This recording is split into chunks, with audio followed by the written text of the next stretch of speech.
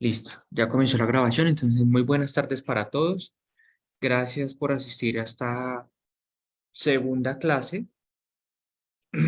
Em, Antes de iniciar, quisiera saber si tienen alguna pregunta, alguna duda del, del foro, la participación en el foro, de los temas que hemos visto, que yo les pueda ayudar a resolver.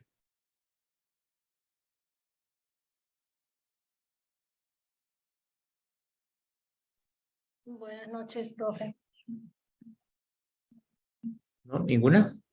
Bueno, entonces, en la clase del día de hoy, vamos a iniciar con la unidad número 2. La voy a compartir acá en mi pantalla. Y en esa unidad 2, tecnología empresarial de los sábados, ¿cierto? Sí. Listo. Entonces, en esa unidad, ya pasamos la unidad número 1. No tienen preguntas, no hay comentarios, no hay preguntas del foro. En esa unidad número 2 la vamos a hacer en 3 sesiones. La primera sesión, la clase el día de hoy, 25 de marzo. La segunda sesión, el 1 de abril, y la tercera sesión el 15 de abril. ¿Listo? Importante que ojalá puedan asistir a cada una de las 3 sesiones porque a partir de la próxima clase, o sea, la sesión del 1 de abril, vamos a hacer un taller y ese taller al final va a tener eh, una bonificación. Entonces es importante que puedan asistir y participar del taller, no solamente por la bonificación, sino porque van a aprender algo chévere. ¿Listo? Bueno, aquí en el primer Profe, recurso qué pena. sí, sí, señora, dígame. Yo sí tengo una pregunta, profe. Lo que pasa es que estaba intentando ingresar aquí al aula virtual, pero no me dejaba, pero ya puede ingresar. Sí, señora. Pues yo estoy leyendo lo del foro, pero es que no me queda como muy claro. Pues no lo entiendo muy bien en mi parte, porque es que yo estoy con lo de las donas, entonces no sé si su merced me pueda, como digamos, dar un ejemplo de qué más o menos me podría servir, si ya o al final de la clase.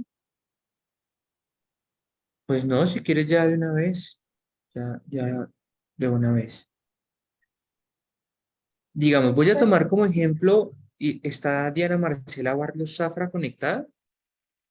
Sí, señor, para esto con Marcela Barrios. Hola, Diana. Entonces, mira, voy a tomar como por ejemplo el, el comentario que hizo Elkin la primera vez. ¿Listo? Sí, ¿Elkin está conectado? Sí, sí, señor, profe, qué pena. Evito hablar que esté voy por la calle, Ah, voy bueno, del tranquilo, trabajo a la tranquilo. casa, pero sí, Bueno, sí, señor. bueno, entonces mire, nosotros dijimos, primero, chicos, los comentarios tienen que ser comentarios argumentados. Entonces, cuando uno hace un comentario argumentado, primero debe citar la fuente donde se argumenta. Entonces, Elkin hizo un comentario, perdón que lo tome de referencia, pero un comentario que no está argumentado. Entonces, aquí yo les coloqué un ejemplo, por ejemplo. Dice aquí el compañero que les coloqué ejemplo, dice, según Luis Betancourt, el presidente de Fede Orgánicos, aproximadamente, entonces, cuando ya dicen algo así, según tal persona que tiene tal cargo, pues están colocando un argumento, pero ese argumento debe estar soportado por una cita bibliográfica en la parte de abajo del comentario, la cual debe estar puesta bajo la norma APA. ¿Listo? Entonces, este comentario de Elkin no le servía, por eso él va a hacer uno nuevo, en donde esté puesto el tema de las normas APA y de dónde es que está sacando esa información, dónde está argumentando. ¿Listo? Eso por un lado. Lo segundo, lo que me pregunta, ¿me recuerdas tu nombre, por favor? Yo Milena. creo que sí, sí, señor. Milena. Entonces, lo primero que les digo es, compartan su opinión argumentada, ya les acabo de explicar a qué me refiero argumentada, respecto a los agronegocios en Santander y Colombia, enfocando en su proyecto. Yo me acuerdo que la vez pasada tú me contaste que el tema de tu proyecto es de fábrica y comercialización de donas, que tienen una propia receta, eso me parece súper. Y yo te di un ejemplo, te dije, tú puedes, por ejemplo, hacer un comentario del De la tema harina, como te me ha dicho. del tema de las materias primas para el procesamiento de las donas, teniendo en cuenta que esa materia prima ahorita está, supongo que más cara, por eso es que el pan también está más caro, Sí. porque hay escasez de harina. Pues no es que haya escasez, sí existe la harina, pero la cobran más cara, entonces pues tuvieron que subirle al pan y tienen que subirle a todo lo que esté relacionado con la harina, porque la están, como se importa y el dólar está más caro y se importa, por ejemplo, ahora solo la están importando Estados Unidos y Canadá porque ya Ucrania no está generando harina, entonces eso hace que haya una escasez de harina en el mundo y la estén cobrando más costosa. Entonces tú podrías hablar, por ejemplo, de eso que te estoy diciendo y podrías, si Ah, quieres ok. hablar de que está más costosa, pues podrías Ujú. buscar en cuánto ha subido la harina en los últimos 6 meses Ah, y ok. cuáles son los hechos que la han hecho subir de precio. Y puedes hacer un comentario al respecto de eso. Me parecería muy interesante. Y luego, como segundo aspecto, tienes que replicar, hacer un comentario, una observación de manera respetuosa y argumentada. O sea, tienes que volver a buscar. Si le vas a comentar, si le vas a replicar el comentario a él, dice, yo considero, además de las limitantes de los sistemas de valor del comercio, la financiación, la organización de los productores. Entonces, tú lees lo que hizo tu compañero y dices, ah, bueno, voy a buscar en internet, en un artículo científico, en un libro, algo para comentarle argumentadamente algo de lo que dijo mi compañero. Y vuelves y haces la cita bibliográfica y en la parte de abajo, pues pones la referencia. ¿Listo? Listo, Es profe. Listo, profe. que una cosa, hay gente que solo en otros grupos solo me han hecho la participación de ellos, o sea, solo hacen esta parte y no hacen la réplica. Entonces, ¿yo qué hago? Pues si a esto le pongo calificación de 4, como son dos partes, pero solo me presentan una, pues la nota final va a ser un 2. ¿Listo? Entonces, ténganlo en cuenta que tienen que hacer las dos partes y las dos partes es argumentada. Hay gente que en la réplica solo escribe, estoy de acuerdo con mi compañero Elkin y me parece que es un proyecto supremamente interesante, lo felicito y que mi Dios lo bendiga. Eso no tiene nada de argumentado. Bueno, para que lo tengan en cuenta, y la calificación de ese tipo de participaciones es 0. Entonces, si en el otro sacó 4 y en la réplica le pongo 0, pues la calificación final va a ser un 2. ¿Listo? Porque les estoy diciendo claro desde el principio, tiene que ser argumentado. Todo lo que hacemos en esta clase es argumentado. Bueno, aquí no les estoy diciendo, chicos, quiero que me escriban su opinión personal. ¿Sí? No.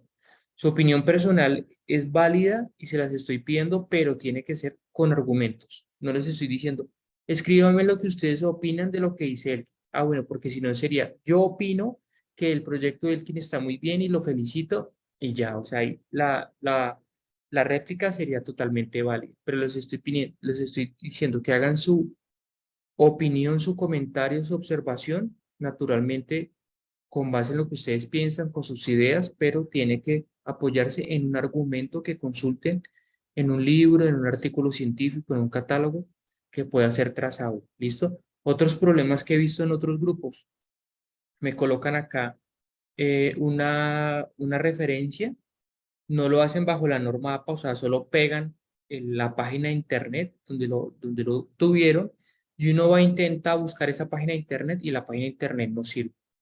Entonces, como no dice, no, pues, este comentario no tiene argumento porque sencillamente ni siquiera la página sirve. Y de hecho está mal solo colocar la página porque así no se referencia bajo las normas APA. ¿Listo? Entonces Profe, espero Profe, ¿y nos con puede señor. indicar cómo es bajo las normas APA? sí, mira, colocan Profe, qué acá, pena. Pues digamos acá, creo que yo no hice lo de la referencia, me puede revisar, por favor. ¿quién me está hablando? Marcelo. Referencia web. Entonces, mira, ahí coloqué en internet, normas APA, referencia web. Me meto ahí a cualquiera, a la primera que me sale, y entonces me dice que cómo hacerlo. Entonces, mire, página web con contenidos. Apellido del autor, si tiene 3 autores, pues apellido del autor 1, apellido del autor 2, apellido del autor 3, el título del artículo y el nombre del sitio web. Así se referencia a las normas APA. ¿Sí me están viendo? Sí. Sí, Es señor. así, sencillito, así como está. El nombre, el Sí, apellido del profe, autor, gracias. el título del artículo y el del sitio web. Profe, pero es que yo me meto y no sale el nombre del autor y el sitio web no tiene título. No, pues esa información no le sirve. Por ejemplo, si yo voy a sacar información de un periódico, de La Vanguardia, de Portafolio, ¿qué otro periódico hay en Santander aparte de Vanguardia? ¿Sí hubo? No, el Cubo no se puede porque el Cubo es solo noticias amarillistas. Ah, pero es un periódico, ¿no? Tiempo. Sí, sí, sí, Bueno, pero un sí. poquito más Profe, serio. el Bueno, el tiempo. tiempo. Entonces, en el tiempo, o si sacan cosas del tiempo de vanguardia, pues aquí colocan el nombre del periodista, aquí colocan el título del artículo y colocan la URL o el nombre del sitio. Entonces dirá vanguardia, no sé qué tal, o el tiempo, o el despertador, o portafolio, ¿sí? Así se puede referenciar un artículo de prensa. ¿Listo? Pero así como lo encontré yo, que es muy sencillo, mire, es muy fácil buscarlo, pues, ¿cómo se referencia un libro? Ahí lo encuentra. Cambian web por referencia. ¿Cómo se referencia un artículo? Un catálogo, un anuncio. Bueno, ahí lo referencia. ¿Listo? Y espérame porque me estaba hablando, ¿quién me estaba hablando? Que alguien me dijo que Ya, revisara algo. profe. Marcela. Ah, bueno, Marcela, mira. Entonces, revisemos el de Marcela. Entonces dice, en 1973 se iniciaron algunos problemas por la crisis de desestablecimiento sobre el planeta, llegan, ta, ta, según sea Plus. Entonces yo miro según sea Plus y bajo y aquí no, pues aquí no hay referencias. Entonces yo digo, pues chévere que ya esté sacando se esté apoyando este comentario de esta empresa o no sé qué será esto sea Plus, si sea una organización o sea algo medioambiental, pero no puso la cita, no puso la cita Sí, bibliográfica. profe, es que, pues como usted había puesto el ejemplo, pues yo no veía ahí referencias hasta ahorita que usted dice que tocaba colocarlas en la parte de Pues abajo. es que no pusieron referencia y por eso es que mira, tú aquí en la calificación donde dice bibliografía 10% la calificación es cero, o sea que le di 0 puntos. Ah, no, no, mire eso. ¿Sí? Mira que aquí le Yo puse puedo cero. editar o volver a hacer como hago ahí. Sí, claro, tú creo que aquí le das editar, mira, aquí, pues a mí me lo deja editar, yo creo que a ti también te lo deja editar, siempre y cuando lo hagas dentro de las fechas que están puestas acá, dentro hasta el máximo el 1 de abril o si no hasta el 5 de abril. Entonces, Ah, si ok. algo, pues más Eh, tardecito edítalo, si no mañana, y le pones bien las referencias bajo la norma ZAPA y revisas. Tienes que revisar esto. Cumplimiento, 20%. La ortografía, el desarrollo del tema, que está argumentado, una buena conclusión y la bibliografía. Yo les coloqué aquí cero. Es de ejemplo que esta persona yo le puse cero porque no puso la bibliografía. Entonces, es una forma de que ustedes se den cuenta que se califica cada aspecto de forma individual. ¿Sí? Bueno, ya, sí, ¿alguna sí. otra? Bueno, ¿alguna otra pregunta adicional? Yo, profe. Sí, señora, dime. Profe, yo tengo una duda porque mi proyecto se basa en una finca campestre, pero pues, o sea, en este momento solo tenemos lo que es hospedaje y piscina, entonces no sé cómo puedo relacionarlo con la parte de agronegocios. Tu proyecto tiene que ver todo con agronegocios. El agroturismo es un agronegocio impresionante. De hecho, en la próxima unidad, que es la unidad número 3, vamos a ver que el gobierno nacional ha identificado que el departamento de Santander tiene un potencial muy grande para el tema de turismo y sobre todo turismo de experiencia. Entonces, el turismo, si está relacionado con una finca, con una cabaña, con glamping, eso se considera un agronegocio.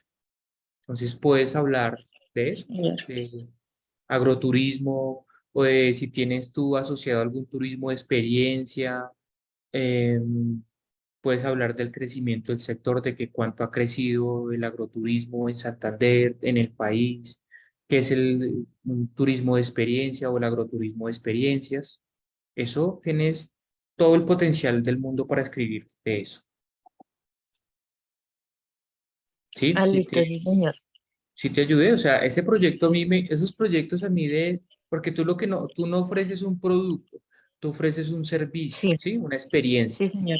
Esos Ujú. productos, esos proyectos de vender servicios son muy chéveres, porque no solamente pues, ¿no? Que venga y se aloja, que venga y se hospede acá y que le ofrezco la comida, sino que también, ¿no? Le tengo una cabalgata, le tengo una caminata ecológica, le tengo varias cosas, masajes, bueno, un montón de cosas que se pueden asociar a un Sí, había hospedaje. pensado de pronto en una huerta Eso, el que tema de sea, pues, venga, recolecte sus propias lechugas, venga, recolecte sus sí, propias zanahorias y se prepara su propia ensalada y come con comida 100% orgánica, por ejemplo. Eso sería algo muy chévere. listo, sí, señor. Bueno, Bueno, listo. Si no hay más preguntas, y si tienen más preguntas ahorita respecto de algo, me cuentan. Bueno, vamos a arrancar con la presentación de la clase del día de hoy, que hoy básicamente nos vamos a enfocar en esta presentación, porque es que esta presentación es la que nos va a permitir hacer el taller. Entonces, mucha atención y cualquier duda, cualquier pregunta, con gusto. ¿Listo? Esta presentación nos habla de agronegocios y básicamente lo que nos dice es que los agronegocios anteriormente, antes de 1960, antes de 1950, sí, desde 1960, cuando una persona pensaba en montar un agronegocio, lo primero que pensaba era en las máquinas que tenía que tener, en la infraestructura que tenía que tener, en las vías de acceso del sitio. Entonces, si alguien, como la compañera ahorita Lady nos decía, no, mi agronegocio es un hotel que está en el campo, donde las personas van y se relajan, disfrutan de la naturaleza, lo primero que las personas pensaban es, oiga, lo que yo necesito es una casa llena de habitaciones, porque lo más importante es el espacio físico, ¿sí? O las máquinas para hacer un producto. Pero resulta que con el paso del tiempo, las personas se comenzaron a dar cuenta, y en específico este autor, Ray Goldberg, se comenzó a dar cuenta que lo importante de los agronegocios no está en las operaciones o en las máquinas o en la infraestructura. Eso es algo, o sea, eso no es lo más importante, es algo importante, pero lo vital son las personas que pueden llegar a utilizar esas máquinas, los operarios que manejan un tractor, los operarios que pueden utilizar una fumigadora de espalda, las personas que cuando tú vas a un hotel te brindan un servicio desde la recepcionista, la camarera, si el hotel tiene un botones, pues el botones, ¿sí? La persona de la cocina, ¿sí? Más que las personas, más que las propias instalaciones del hotel. Sí, el hotel puede ser muy bonito, muy bien decorado, muy limpio, muy aseado. Pero si cuando yo llego la recepcionista me habla feo, pues de una vez, pues yo tengo una mala disposición hacia el hotel. Si el botones no me ayuda a subir la maleta y me la deja caer por las escaleras, pues igual. Si a la señora del aseo yo le pido que me entregue otra toalla y me dice que para qué, digo, no, pues porque la necesito. El cliente sabrá para qué la necesita, le gusta secarse con dos toallas, bueno, etcétera, etcétera. O si es una mujer y una toalla para el cabello y otra toalla para el cuerpo, pues todo ese tipo de cosas como que generan una mala experiencia y generan problemas en los negocios. Entonces, esta persona dijo, no, lo importante no son las máquinas, lo importante no la infraestructura, lo importante son las personas que utilizan esas máquinas, las personas que hacen parte de esa infraestructura, como por ejemplo el hotel. Entonces, le dio un enfoque humanista a los agronegocios, donde ya lo más importante no era tener un tractor, sino lo más importante es tener un operario juicioso, eh, regulado, una persona responsable que me ayude con el manejo de un tractor para el beneficio de mi agronegocio. ¿Listo? Eso para que lo tengamos en cuenta. Luego, en la escuela francesa y la escuela holandesa de economía comenzaron a trabajar un poquito en el entendimiento de la cadena agroalimentaria de los agronegocios. ¿Qué significa esto? Anteriormente, y eso a veces todavía sucede, yo hacía mi producto, digamos, yo soy cultivador de mango y se lo entrego a una persona y no me importa si él piensa si es rico, si es feo, si el mango era insípido, no me interesa. Que yo hago las donas, se las vendo a una persona y no me importa si a esa persona le gustó la dona, si no le gustó, si piensa que es muy dulce, si piensa que estaba muy blandita, si piensa que era muy empalagosa, no me importa.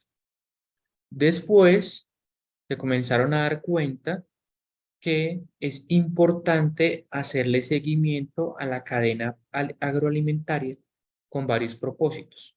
Primero, con el propósito de que el cliente vuelva y compre o se genere el proceso de la recompra o se genere el proceso de la publicidad gratuita voz a voz.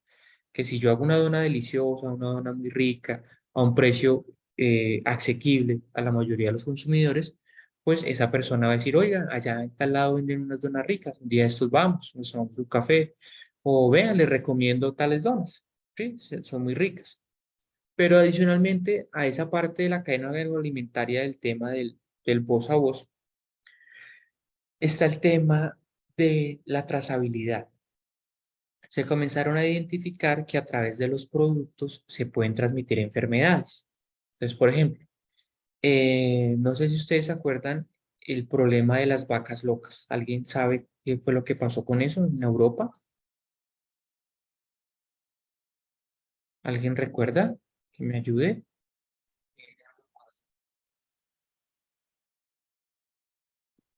¿No?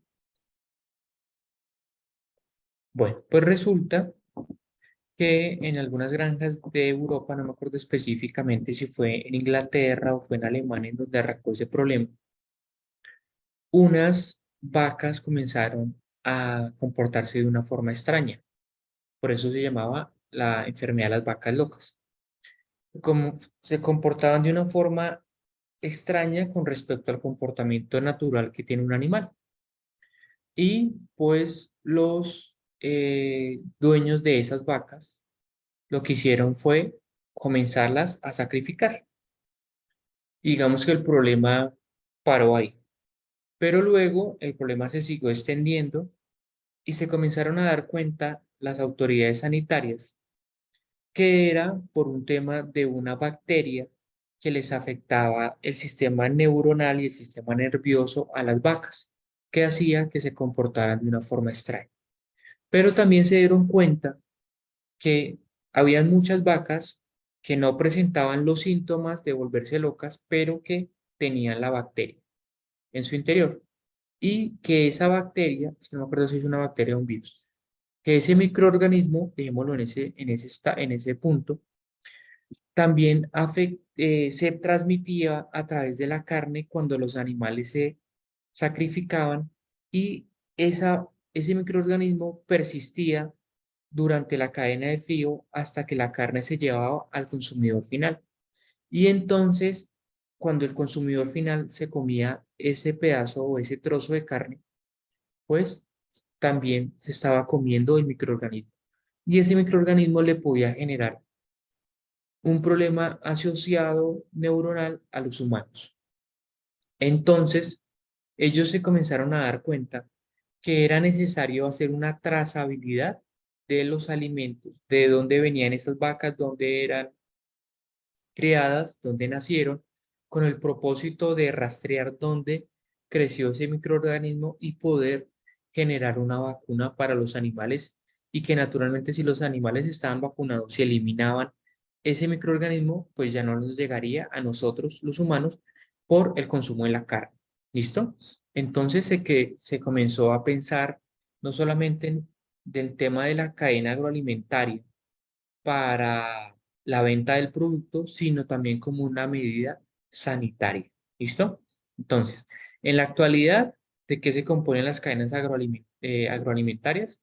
Pues básicamente el productor genera una materia prima, un commodity, y ese commodity puede ser o fácilmente exportado directamente o utilizado por una industria nacional para la elaboración de un producto. Por ejemplo, acá, el tema de cebada. Lo utilizan las cerveceras para la producción de cerveza. Entonces, esa producción de cerveza generalmente necesita envases y embalajes que pueden ser fabricados directamente por la misma cervecera o comprados a un tercero. Una vez el producto ha sido, perdón, ha sido elaborado, embalado, envasado y embalado, se, se distribuye por todo el territorio nacional a través generalmente de camiones. Esos camiones pueden ser directamente del dueño de la fábrica o pueden ser camiones subcontratados. Siga. Hay un tema, permítanme un momento, chicos.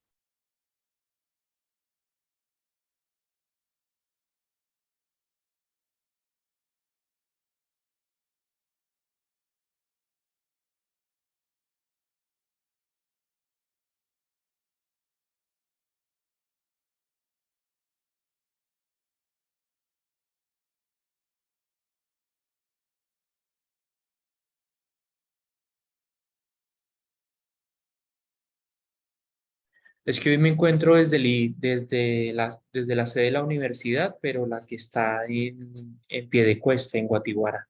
Entonces vienen los chicos a golpear, a hacer preguntas aquí a la sala de profesores. Entonces, ¿qué les decía? ¿Qué íbamos? ¿Me recuerdan, por favor? De que si los camiones eran propios o alquilados. Ah, bueno, entonces existe una forma de distribución, ya sea propia o rentada, que permite llevar los productos a los clientes finales. Esos clientes finales, por lo general, cuando el producto es masivo, pues son establecimientos de comercio como son Éxito, Jumbo, Olímpica, sí, grandes superficies, o tiendas de barrio o supermercados de barrio, donde el consumidor final se acerca y los compra, ¿sí? Por lo general, digamos que uno no compra una canasta de gaseosa en el carro. Generalmente uno compra una unidad en la tienda, ¿sí? O en el supermercado. Pero pues si uno consume mucha gaseosa, sí le saldría más barato comprar una canasta de gaseosa en el carro distribuidor y no directamente en el supermercado en la tienda porque le cobran un valor adicional. Aquí es importante recalcar algo y es que en la actualidad las cadenas de distribución también son plataformas como Rappi, como eh, el mismo Uber que transporta cosas, eh, se me olvida, bueno, todas estas aplicaciones de movimiento de personas también ahora tienen una parte para movimiento de mercancías. Entonces, en determinado momento, si yo fabrico donas y no tengo cómo llevar unas donas a domicilio, pues fácilmente le puedo decir a mi cliente que las pida por Rappi y el domiciliario se las lleva, ¿sí? Y entonces estoy tercerizando el tema de la distribución. Bueno. Hay otro tema importante y es la base de la coordinación de los agronegocios, que básicamente está dividido en tres aspectos. Uno, los agentes del mercado. Dos, la interfase entre los agentes del mercado y los flujos. Y ya vamos a mirar qué son los flujos. Entonces, dentro de los agentes del mercado tenemos los consumidores, que somos pues casi todos en su mayoría. Consumimos cosas, consumimos productos y servicios. Los comerciantes, que en determinado momento son vendedores de productos o servicios, pero también son a la vez consumidores. Los industriales, que nuevamente son a la vez consumidores, pero son también vendedores de productos y servicios. Los agricultores, las personas que venden insumos, las personas que generan investigación y desarrollo, la parte de la banca y el Estado. Todos en algún momento, algunos de estos agentes en algún momento son consumidores. Entonces, por eso los consumidores son como la parte más importante. ¿Qué son los flujos? Generalmente para la producción de bienes y servicios se necesita información. Por ejemplo, si yo em, voy a vender mi café, pues todas las noches en el noticiero sale cuánto vale la carga de café. Sí, y dicen, por ejemplo, que la carga de café para el día de mañana va a costar 2 millones de pesos. Entonces, ese es un flujo de información que le permite al caficultor saber si va y lo vende mañana o si se espera otros días a ver si aumenta el precio de la carga. ¿Sí? Hay flujos de información. ¿Qué otra información sirve? No, que yo tengo una empresa de camiones y entonces lo que hago es movimiento de cargas. Pero por noticias vi que la carretera Bogotá-Bucaramanga, a la altura de Curos, creo que se llama Curros, algo así, Curos, Puros. es, eso, está cerrada porque hay una manifestación. Entonces, me toca tomar una vía alterna. Entonces, esa información, cuando uno está metido en el negocio y escucha noticias, conocer esa información le permite tomar decisiones, ¿sí? Entonces, el flujo de información es muy importante. Hay otro flujo y es el flujo de los productos o los servicios. Naturalmente, lo que generan los comerciantes, lo que hacen los industriales, los agricultores, se vende y llega a manos de los consumidores. Pero en contraprestación, los consumidores pagan un valor X por esos productos y esos servicios, y entonces van hacia el otro lado. En la mitad, entre los agentes y los flujos, está algo que se llama la interfaz. En esa interfaz están los mercados, los cuales confluyen los productos y los servicios, los contratos que se pueden llegar a firmar para la provisión de productos y servicios, y una coordinación vertical entre consumidores, entre los agentes, y una coordinación y integración vertical entre agentes y flujos. ¿Listo? Eso es solamente como para recordar un poquito, este tema es como más de microeconomía o macroeconomía dependiendo del profesor.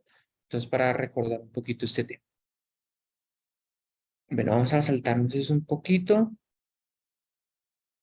Vamos a llegar acá.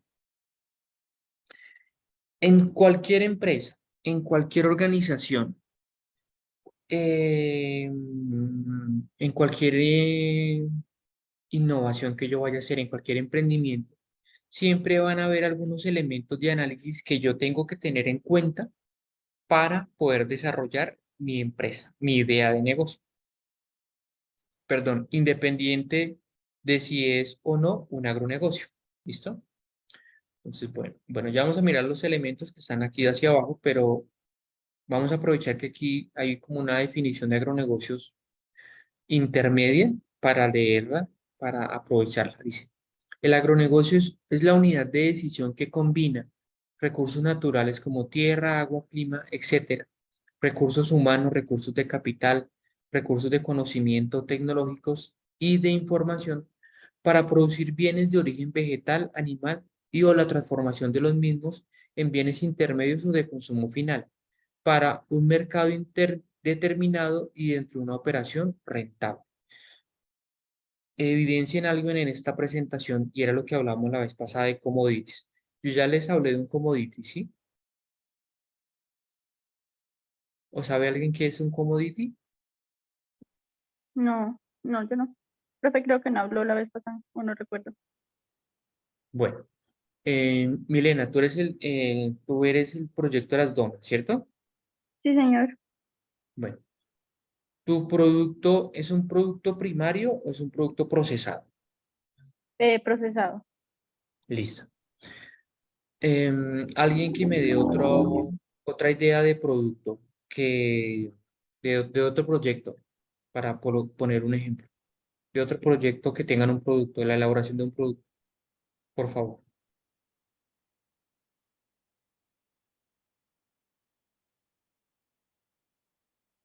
¿Nadie más tiene entre los proyectos elaboración de productos? ¿Quién está hablando? Digamos, Fanny, por favor, dime de qué se trata tu proyecto.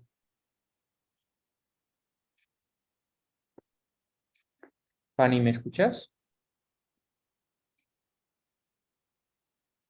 Profe, ya creo que es quesos, producción de queso o leche, no me acuerdo. Ay, sí, profe, es que tengo pues mala señal, pero sí, yo, pues esa es mi ¿Tú vendes alternativa, ¿no? leche? De producir quesos, pero que no tengan harina, queso de hoja. Ah, tú eres quesos que no tengan harina. No necesito otro. Caterine Sanabria, ¿cuál es tu proyecto? ¿De qué producto vendes? Es un mini mercado.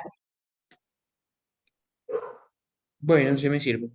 Mini mercado, o sea que vendes frutas, verduras, ¿sí? Sí, señor. Listo, ese me sirve. Perfecto. Entonces, mira, Caterine, a diferencia de Milena y a diferencia de Fanny, por lo general no procesa los productos que compra o las materias primas. Caterine, digamos, se va. ¿Dónde tienes el negocio, Caterine? ¿Dónde lo piensas establecer? ¿En Bucaramanga? En Barbosa.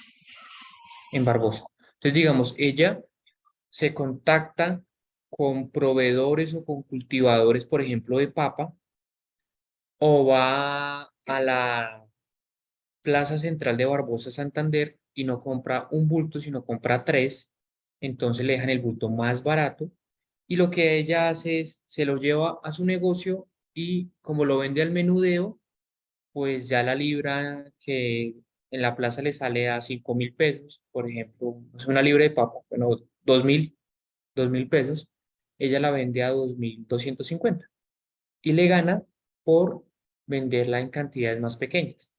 Pero ella no procesa la papa, o sea, no la pela, no la empaca, no la frita, no, la vende tal cual como la consigue en la plaza de mercado o como su proveedor se la entrega. Asimismo hace con la yuca, con la cebolla, con los tomates, las verduras, las frutas. ¿Cierto, Catherine? Profe. ¿Sí? Listo, Sí, señor. listo. Entonces, lo que hace Catherine es vender un commodity, o sea, es decir, un producto que toma de la planta, si es una fruta, o toma de la tierra, si es una papa, y no le hace ningún tipo de transformación y asimismo lo vende, ¿sí? Por el contrario, lo que hace Andrea y lo que hace Fanny es hacerle un procesamiento a una materia prima que inicialmente es una harina o que inicialmente es la leche y le hace un proceso, digamos, industrial y lo transforma en otro producto, ¿sí? Entonces, un commodity es cuando yo vendo una materia prima, un producto no procesado que tomo o bien sea de la planta o del suelo y lo vendo tal como está sin hacerle ningún proceso industrial. El mejor ejemplo de eso es lo que más se exporta en Colombia dentro de la parte de dentro de la parte de del sector de minería energética, minoenergética. ¿Qué es lo que más exporta Colombia dentro de minerales y energía? ¿Petróleo? Correcto. ¿Y nosotros procesamos No, el petróleo o lo exportamos en bruto? O sea, tal como lo sacamos no, del pozo, así lo exportamos. en crudo, en bruto. En bruto, claro. Hay una parte pequeña que, por ejemplo, las personas que viven en Barranca Bermeja, pues hay una parte pequeña que sí se procesa en la refinería de Barranca Bermeja o hay otra refinería en Cartagena, pero lo que se procesa es muy pequeño en comparación a lo que se exporta.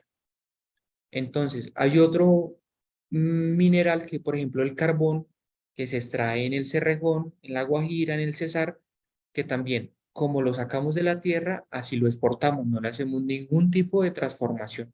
Eso es exportar un commodity.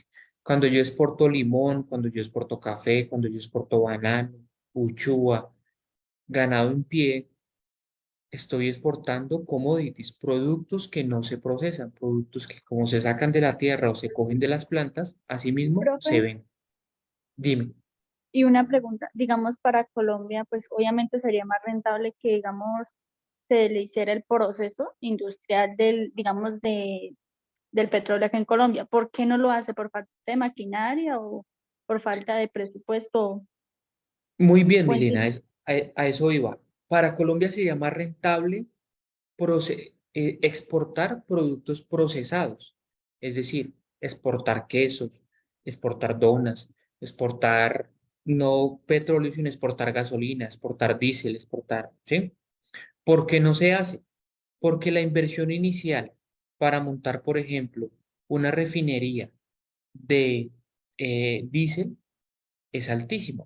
Para hacer una refinería de gasolina es muy alta cuando el volumen es grande. Entonces, pues Colombia no tiene los medios suficientes y entonces le toca exportarlo así como un commodity. ¿Qué sería genial? Que los productos del campo nosotros los pudiéramos procesar y enviarlos procesados al exterior. ¿Por qué? Porque cuando nosotros montamos fábricas, refinerías, grandes empresas de estas, generamos mucho empleo y, y la economía del país se fortalece. Pero ¿cuál es el problema acá? Que lastimosamente la inversión extranjera en Colombia no nos llega o el gobierno nacional no promueve políticas para que llegue inversión extranjera para montar fábricas. Si por el contrario se cierran fábricas. No sé si les hablé que ustedes creen en Colombia todavía se producen telas o no se producen telas. ¿Ustedes qué dicen? ¿O de dónde llegan las telas con que se hace la poca ropa que se hace en Colombia? Porque ahora ya casi toda la ropa es también de afuera. Profe, creo que hace poco cerró la única que había, no recuerdo el Correcto. nombre, la única que Coltejer había se aquí en llamaba. Coltejer, sí señor, hace poco cerró. Correcto. Hace poquitos, como un mes o 45 días, o bueno, como 2 meses, cerró la última empresa relacionada con la fabricación de telas en Colombia que se llamaba Coltejer. Una empresa que llegó a tener 5.000, escuchen bien, 5.000 empleados. 5.000 empleados. Y yo, uy, están poniendo música. Ay, fue madre. Ya, no, todavía sigue la música. Y resulta que imagínense, tuvo 5.000 empleados, eran 5.000 personas que si uno dice, cada una de esas personas representa una familia, eran 5.000 familias. Y si cada familia tenía 4 personas o 4 miembros, son 20.000 personas que se quedaron sin un sustento diario. O sea, el impacto de un cierre de una empresa es gigantesco y más cuando es una fábrica. Y ahora uno dice, no, pues es que ahora todo eso lo traen importado, pero uno dice, bueno, ¿y cuántos empleos genera la importación de un rollo de tela? Sí, la diferencia es abismal entre fabricar e importar. Y por eso es que suceden problemas como los de Venezuela, donde era un país que se acostumbró a comprar todo del exterior porque tenían grandes excedentes de capital porque exportaban mucho petróleo y entonces ellos no tenían fábricas de absolutamente, bueno, de absolutamente nada, no, tenían muy pocas fábricas y entonces compraban muchos productos de afuera. Cuando comenzaron a imponerle las sanciones los otros países por el tema del socialismo y el tema del chavismo, pues ellos ya no pudieron seguir recibiendo los mismos flujos de capital por la venta del petróleo y se comenzó el tema de la inflación, el tema de que ya no tenían que comprar, no les llegaba la suficiente cantidad de comida y pues comenzaron todos los problemas sociales que ahora tiene Venezuela. Entonces, importante chicos, como dice aquí la definición, es que un agronegocio no es sencillamente la venta de productos sin procesar, ojalá sea aquí como dice acá, y o la transformación de los mismos en bienes intermedios o de consumo final para un mercado determinado y dentro de una operación rentable. Ojalá que nuestros proyectos siempre tengan en cuenta la transformación de las materias primas, porque de ese modo vamos a obtener más ganancia y vamos a generar un mayor impacto social al país. ¿Listo? Bueno, les quiero pedir que nos tomemos 10 minutos de descanso para yo poder tomar algo y ya a las 7:05 retomamos la clase. Bueno, si les parece bien. Entonces, ya nos vemos. Gracias.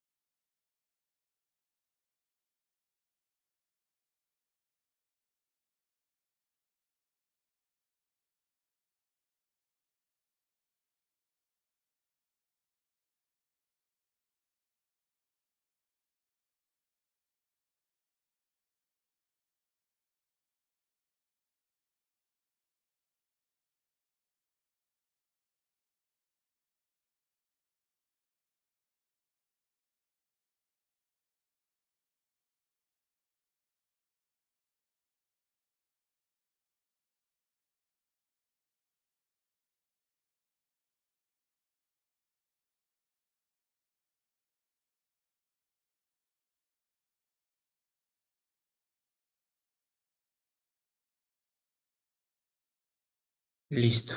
Retomamos la clase. Vamos a continuar con la presentación.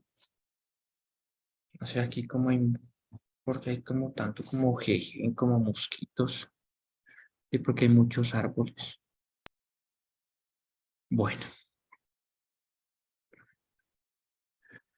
ahí me escuchan y ven mi pantalla. ¿Me confirma, por favor? Sí, señor. Ah, bueno. Sí, señor. Bueno.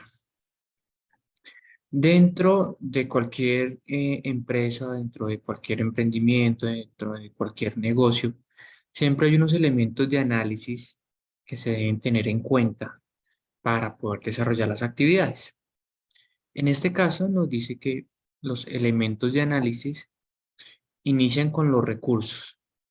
¿Cuáles son los recursos con que cuenta una empresa o una entidad o una acción productiva?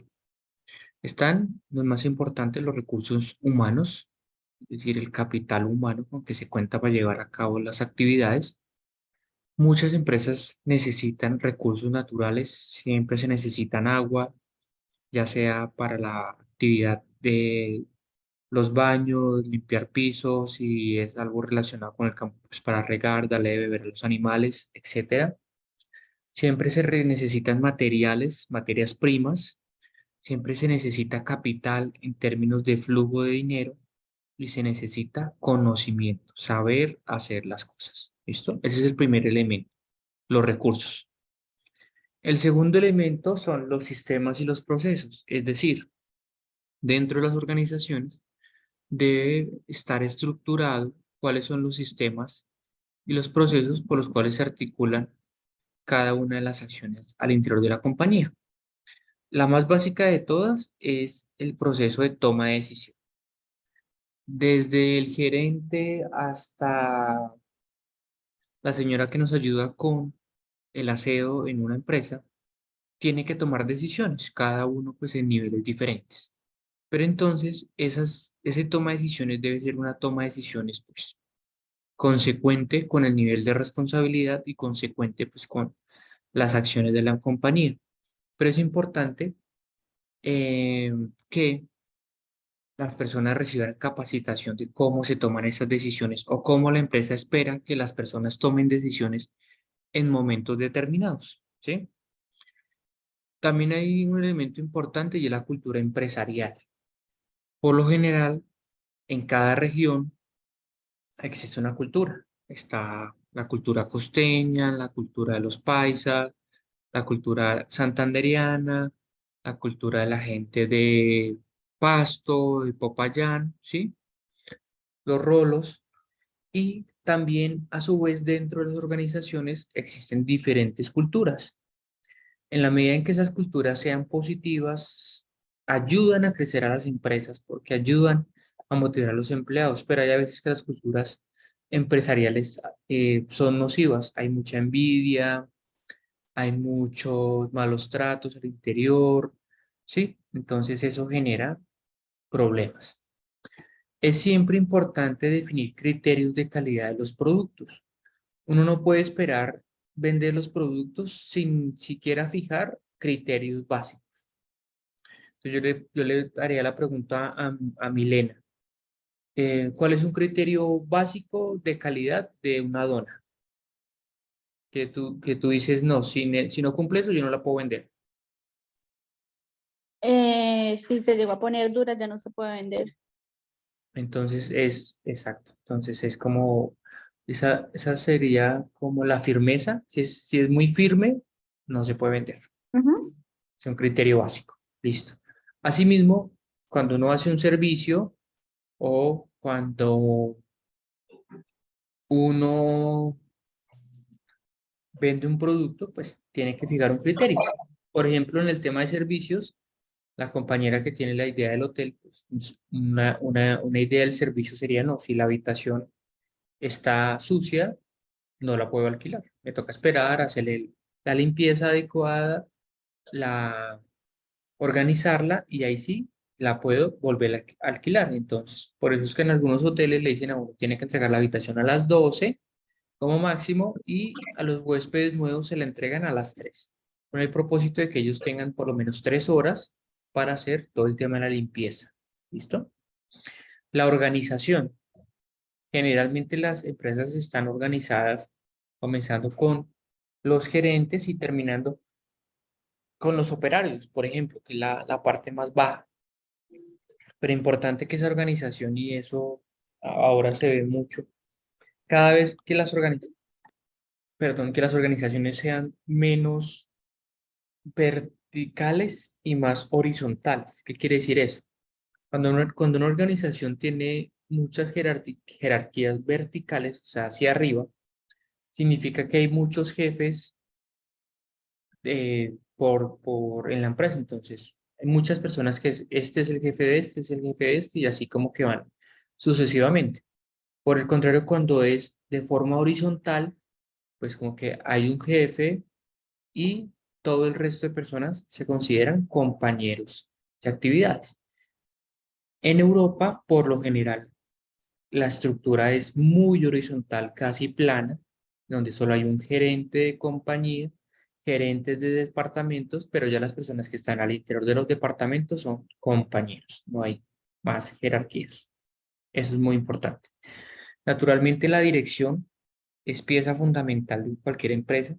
Tomar buenas decisiones, tener una visión clara de hacia dónde vamos y cómo vamos a llegar allá, es muy importante. Y por último, la parte de las operaciones. ¿Qué son las operaciones? Pues cómo desarrollamos, cómo hacemos las cosas en la empresa. Otro elemento es el tema del producto y el cliente. En muchos establecimientos dicen que lo más importante es el cliente, pero en la actualidad nosotros tenemos que aprender a dividir o a segmentar los clientes, identificar cuáles son los clientes que le brindan utilidades al negocio y cuáles clientes no le brindan utilidades al negocio para dejar de tratar para dejar de tener una relación comercial con ellos. Entonces, uno con los clientes lo primero que identifican son sus necesidades. Es decir, que uno puede tener un mismo producto, pero diferentes clientes, y de acuerdo con esos clientes puede atender diferentes necesidades. Entonces, voy a colocar un ejemplo. Si, si la compañera que elabora quesos se da cuenta que, no sé, que hay un ancianato que puede comprar semanalmente queso, pero pues ella le dice, no, tiene que traer un queso porcionado en partes pequeñas o un queso de manera individual, o sea, no me puede traer una cuajada grande que yo la tenga que partir, sino ojalá quesos individuales, porque pues acá son viejitos y a ellos no les gusta que les den el queso porcionado, sino les den a cada uno su queso. Y por el contrario, tiene otro cliente que es una salsamentaria que a él sí le gusta que le vendan los bloques de queso grande. Entonces, dependiendo del cliente, cada cliente tendrá una necesidad. Y en la medida en que identifiquemos las necesidades de los clientes y las separemos, pues vamos a lograr tener una mejor relación con los clientes. Adicional a las necesidades, con esas necesidades se crean requerimientos. Hay veces que los clientes piden cosas que no se pueden realizar, entonces son necesidades irrealizables. Por el contrario, cuando las necesidades se pueden satisfacer, se satisfacen a través de requerimientos. Entonces, lo que les digo, que el queso tenga tal tamaño, o que la dona pueda tener tal peso, o que de menos peso, son requerimientos. El nivel de calidad también se puede establecer dependiendo con el cliente. Se define un nivel de calidad mínimo, en el caso de las donas, por ejemplo, que no pueden estar duras. Para todos los clientes es lo mismo. Pero hay un cliente, por ejemplo, me dice, no, yo quiero que las donas mías, que todas sean de arequipe, pero que me las rellene con arequipe alpina, porque es más rico. Y hay otros que si no les importa que sea un arequipe común. Entonces, esas diferencias en el requerimiento le va a dar al producto final otro nivel de calidad. Pero lo importante es que siempre conservemos una calidad mínima, que la dona no esté, por ejemplo. Y finalmente está el tema de la relación entre el cliente y su proveedor. Y es que las personas aquí en Colombia tienen la mala costumbre de intentarse volver amigos de las personas que le compran el producto, con el propósito de que si soy amigo, pues él me va a seguir comprando para toda la vida. Y ahí tenemos un problema, porque cuando nuestros clientes son nuestros amigos, nuestros familiares, cuando son los clientes principales, pues existe una barrera, que es la barrera del amor, del cariño, de las relaciones interpersonales, que se rompe. Y entonces nos pueden comenzar a pedir favores, no, que entrégueme el pedido, yo le pago en un mes, que espéreme que yo ya le voy a pagar, que si quiere yo recojo el producto directamente en la fábrica, que no me lo puede dejar más barato, que me ayude, que una cosa. Entonces, ese tipo de relaciones, cuando se traspasa la relación de cliente y vendedor, pues generan problemas para la empresa. ¿Listo? Hay otro elemento importante dentro del tema de elementos de análisis, que son los elementos o los entornos a la empresa. Nosotros por lo general siempre tenemos la empresa localizada en un barrio, en una vereda, en alguna parte de la ciudad. Y las personas que están asentadas en contorno a donde ubico la empresa se les llama comunidad, ya sea los vecinos del barrio, ya sean los vecinos de la vereda, es una comunidad. A su vez, pues mi empresa tiene un, vende una serie de productos y esos productos se pueden estar catalogados dentro de un gremio. Por ejemplo, si mi empresa es de venta de repuestos para carro, pues el gremio de Asopartes es al que yo pertenezco. Y ese gremio me puede ayudar a conocer noticias innovadoras del sector, cambios de la legislación, bueno, etcétera, etcétera. Luego,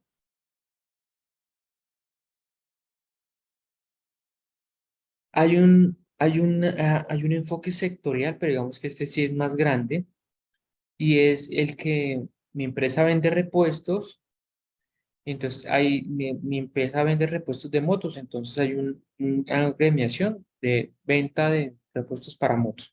Pero hay un sector que se llama el sector automotriz y de motocicletas, que incluye tanto motos como carros e incluye todos los gremios disponibles de motos y carros. A nivel nacional, pues las políticas, la economía del país e internacionalmente, pues también hay factores que intervienen. ¿Listo? Entonces le voy a colocar un ejemplo.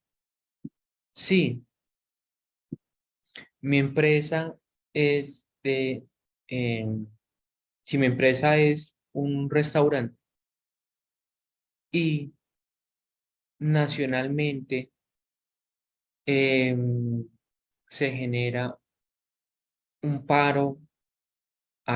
un paro camionero, ¿eso me afecta o no me afecta? Alguien que me ayude. Si mi empresa es un restaurante y se genera un paro camionero nacional, ¿eso me afecta o no me afecta? Sí le afecta, profe, porque le va a elevar el costo de la materia prima que usa Claro, para la comida. claro, muchas gracias, muy bien, perfecto. Me afecta y me afecta de forma directa, de una. Listo. Otro ejemplo, tengo el mismo restaurante, pero resulta que hay un paro pero minero, es decir, que se para la producción de carbón, por ejemplo, porque resulta que los mineros del Cerrejón están sindicalizados y quieren obtener más beneficios, según ellos, que se los merecen, y la Drummond no se los quiere dar. Mi restaurante está aquí en Bucaramanga y esa protesta se está dando en la costa atlántica. ¿Eso me afecta o no me afecta?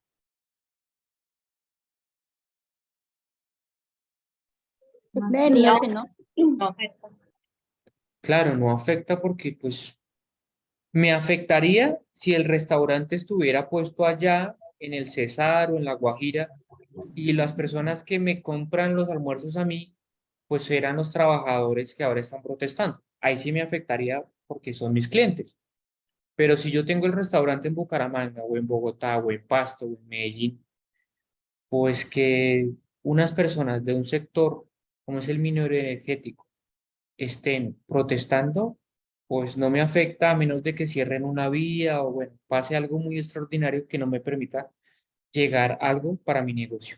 Entonces, importantísimo, chicas y chicos, que ustedes puedan identificar eventualmente su negocio, a qué puede estar eh, más abierto a la influencia, ya sea en el sector internacional, nacional, gremial y de la comunidad. Un ejemplo de la comunidad es que, por ejemplo, la gente de un barrio y entonces yo decido poner un restaurante, pero ese restaurante es un restaurante bar. Entonces, vendo almuerzos, vendo cena y ya después de la cena, la gente si quiere se puede quedar y les vendo licor.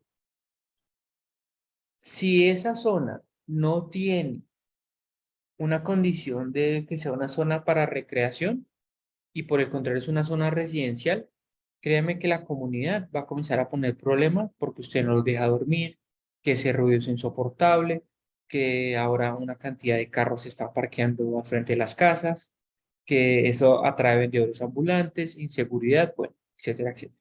Si por el contrario usted va a una zona de bares, una zona de restaurantes y monta ese negocio ahí, pues ya no va a tener el problema, por lo menos de la comunidad. ¿Listo? Entonces, otro ejemplo. Bueno, vamos ahora a hablar de planeación estratégica. ¿Qué es planeación estratégica? Alguien que me ayude, por favor. A ver. em, Sonia Monroy, ayúdame con una definición o tú qué crees que es planeación estratégica.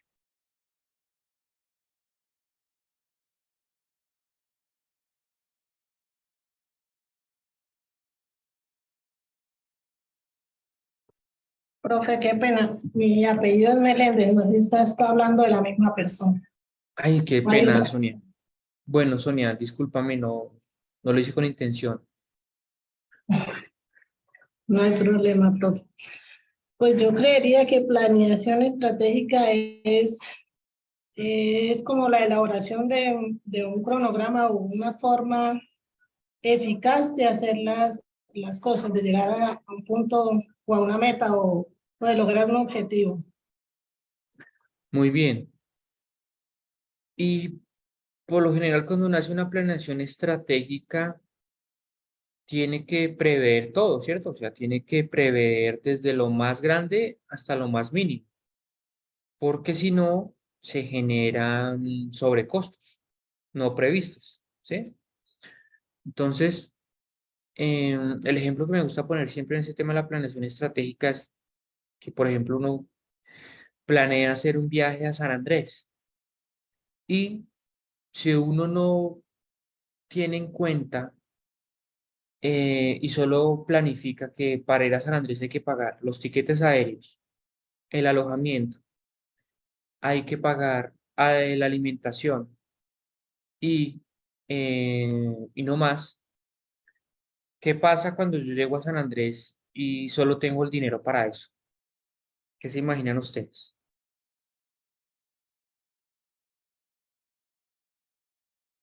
No previó el hotel, no previó el transporte interno, va a quedar corto en cuanto a recursos. Claro, y voy a quedar más aburrido, gracias, Elkin, porque si no, no planeé, por ejemplo, ir a Yoniquí y tomar el tour ese de los 7 colores, montar en moto, jet ski, comprar aunque sea un regalo, salir a un restaurante, dar la vuelta por la isla. Y pues si no planeé eso, pues no tengo ese dinero. Y como no lo tengo ese dinero, pues no lo puedo hacer. Y como no lo puedo hacer, pues la planeación estratégica queda muy mal hecha. ¿Sí? Entonces, importante, chicos, que se den cuenta que este tema de la planeación estratégica no es solamente para agronegocios, sino es para pues para todo, hasta para la vida personal. ¿Listo? Entonces, dentro de la planeación estratégica, tenemos primero el tema de la identificación de lo que quiero hacer o los objetivos que quiero cumplir. En este caso, pues son de agronegocios. Entonces, identificar y promover proyectos, generar valor agregado, impulsar procesos autogestivos, conformar plataformas de innovación y desarrollar metodologías. Naturalmente, si mi planeación estratégica está ligada a un viaje, a la compra de un apartamento, a la compra de un carro, pues el objetivo aquí va a ser pues, comprar el carro, hacer el viaje, etcétera, etcétera. Esto pues va cambiando a medida que depende del proyecto. ¿Qué factores influyen dentro de la planeación estratégica? La ubicación y extensión del predio. Esto ya para el caso específico de agronegocios. Vuelvo y lo repito. Las características naturales y climáticas. La interacción con otras zonas. La disponibilidad y uso de recursos naturales. Accesos a recursos tecnológicos y financieros. Globalización y competencia. ¿Listo? Bueno, saltémonos un poquito esto de acá. Bueno, aquí la planeación estratégica tiene unos principios. El primer principio se llama la racionalidad. ¿Qué significa el principio de la racionalidad? Que la persona que esté a cargo de la compañía, que está a cargo del emprendimiento, de la empresa, del agronegocio, tiene que tener la capacidad de tomar decisiones con una previa selección de alternativas, es decir, que puede visualizar diferentes opciones para resolver un problema. Y lo segundo es que tiene que aprender a maximizar los recursos, es decir, intentar hacer lo mismo con menos recursos. ¿Listo? Y un ejemplo de eso es, por ejemplo, cuando uno va a mercar con la familia. Entonces, si tiene 1.000.000 de pesos para mercar y le alcanzó, no sé, para 50 productos el mes anterior, intentar que con ese mismo 1.000.000 de pesos, aunque es difícil, este mes me alcance por lo menos para los mismos 50 y si se puede, hasta para 51 o 52. Eso se llama maximizar recursos. Otro principio importante es la previsión, es decir, intentar prever el futuro de acuerdo con las cosas que pasan en la actualidad. Digamos que hay cosas que son difíciles de prever. Por ejemplo, el tema de la pandemia, eso era muy difícil de prever. Nadie se imaginaba las consecuencias de la pandemia y todo lo que iba a suceder. Nadie se imaginaba que se iba a dar una guerra en Ucrania. Pero, por ejemplo, lo que sí uno podría prever es que sí, hay un derrumbe en una vía y es la única vía de acceso a un pueblo, pues en muy pocos días el pueblo se va a quedar sin suministros. Es decir, que si yo preveo eso, pues intento abastecer mi casa de las cosas básicas sin acaparar, porque las demás personas necesitan también los recursos para soportar unos días sin que pueda mercar. ¿Listo? Y esa previsión también implica la ejecución de planes que permitan estar preparados hacia el futuro. La universalidad es otro principio. ¿Qué es la universalidad? Intentar pues que las cosas sean comprensibles para todo el mundo de forma universal. Entonces, una tecnología, una economía, una política, un tema social y cultural. ¿Qué quiere decir esto? Dentro de la planeación estratégica, si yo tengo pensado comprar una máquina, importarla desde los Estados Unidos, ojalá que esa tecnología sea universal, es decir, que esa máquina llegue a Colombia y yo le pueda conseguir aquí en Colombia quién le puede hacer un mantenimiento, quién le puede hacer una reparación y pueda conseguir los repuestos. ¿Por qué?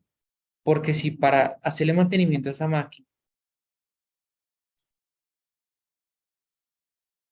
yo tengo que contratar un servicio de los Estados Unidos, pues eso ya no es universal. Y como no es universal, pues me va a salir muy costoso hacerlo. ¿Listo? Segundo, todas las empresas deben o todas las actividades económicas deben intentar ser armoniosas, es decir, trabajar como una unidad, coordinar y actuar como uno solo, de acuerdo con la misión y la visión de cada compañía. Entonces, hay empresas en donde por temas personales, por temas organizacionales, existe muy mal ambiente laboral y cada persona hace lo que lo que mejor le parece. El problema de eso es que no trabajan como una unidad. Y al no trabajar como una unidad, pues tienen el grave problema de que están fragmentando la compañía. Y finalmente, otro principio bien importante es el tema de la continuidad. ¿Qué significa el tema de la continuidad? Que las empresas, para ser sólidas en el tiempo, tienen que tener una visión hacia el futuro e intentar realizar todas las acciones que sean necesarias para conseguir ese objetivo. Y es decir, todos los días levantarse, trabajar para lograr eso. Si uno es permanente, si uno es constante, si uno es continuo en sus actividades, termina por conseguir las cosas. Pero si uno se rinde en el primer problema, la primera caída, pues es muy difícil lograr las actividades o lograr el desarrollo de las metas. Siempre hay que estar enfocado, siempre estar con la mente y el cuerpo y el alma eh, pensando que se van a poder lograr salir hacia adelante. Eso es lo importante. Voy a saltarme. Esto del modelo PETS es otro modelo eh, está definido en la literatura y permite establecer factores políticos, económicos, sociales y tecnológicos que afectan o que contribuyen al desarrollo de mi negocio. ¿Listo? Pero no lo vamos a ver en este curso. Creo que ya lo han visto o si no lo verán muy pronto. Vamos ahora a entrar a la parte de gestión empresarial del negocio, que estos pues ustedes ya saben bastante. Entonces, ¿qué es la gestión empresarial del negocio? Pues la distribución de los recursos que tienen disponible la compañía y adicionalmente la realización de actividades de seguimiento, evaluación y ajuste con el propósito de ir mejorando cada vez más, entre otras muchas cosas. ¿Listo? Vamos a saltarnos acá. Listo. Entonces, aquí dentro de la gestión empresarial nos hablan que hay 4 y 3, 7 técnicas. 7 técnicas para hacer gestión empresarial. Y lo que hacen es más o menos fragmentar las organizaciones de acuerdo con las particularidades de cada una de las áreas de la organización. Entonces, cada una de esas áreas se gestiona de forma diferente. Entonces, la primera de las técnicas de gestión es el análisis estratégico. ¿Quién hace el análisis estratégico en una organización? Alguien que por favor me responda. ¿El gerente? Correcto, el gerente o la junta directiva.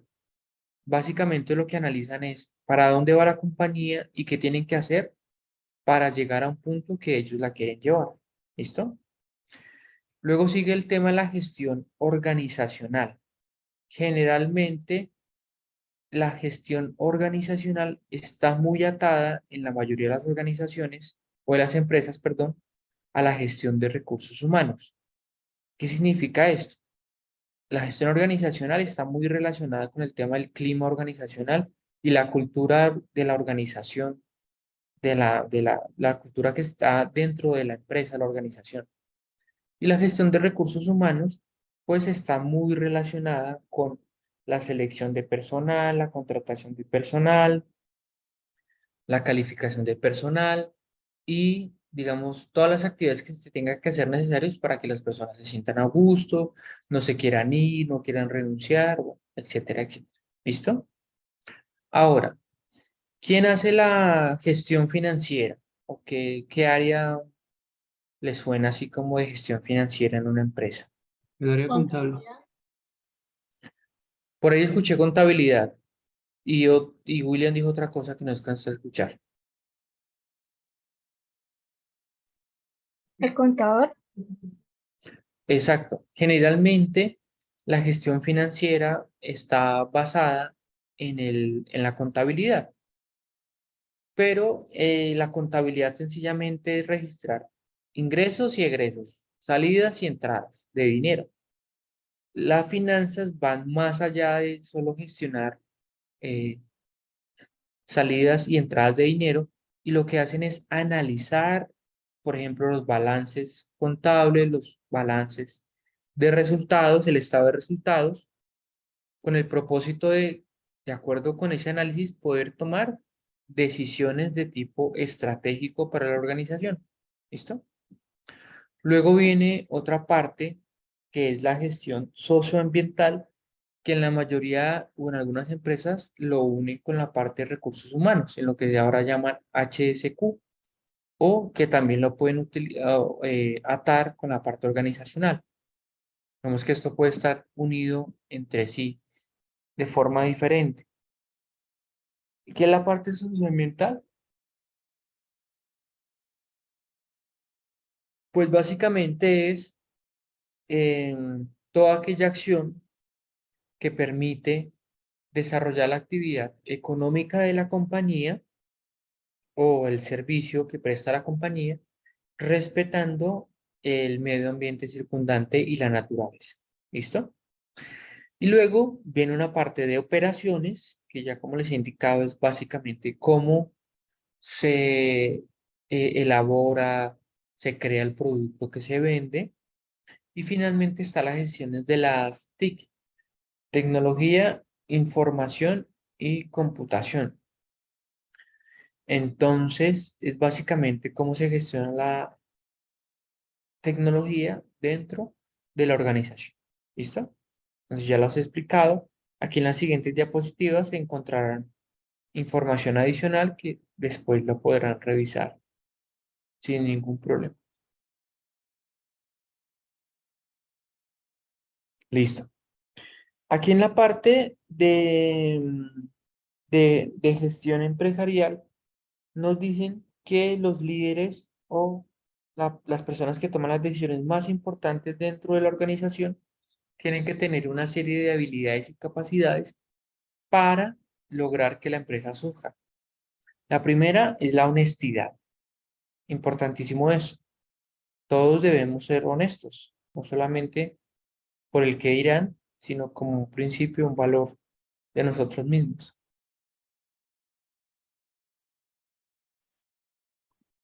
El segundo principio es la autosuperación.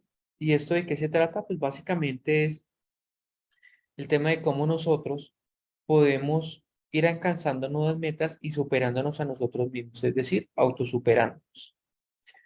Y la última, que ya la hablábamos hace un rato, es la visualización del futuro. Los grandes líderes mundiales, las grandes personas que tienen mucho poder en el mundo, tienen la capacidad de visualizar el futuro próximo. Y eso no tiene nada que ver con algún tema de hechicería, brujos, algo así. Sencillamente es una capacidad adquirida porque analizan mucho lo que pasa en el entorno. ¿Listo? Entonces, saltarnos esto. Bueno, saltarnos ahí. Ya se terminó la presentación.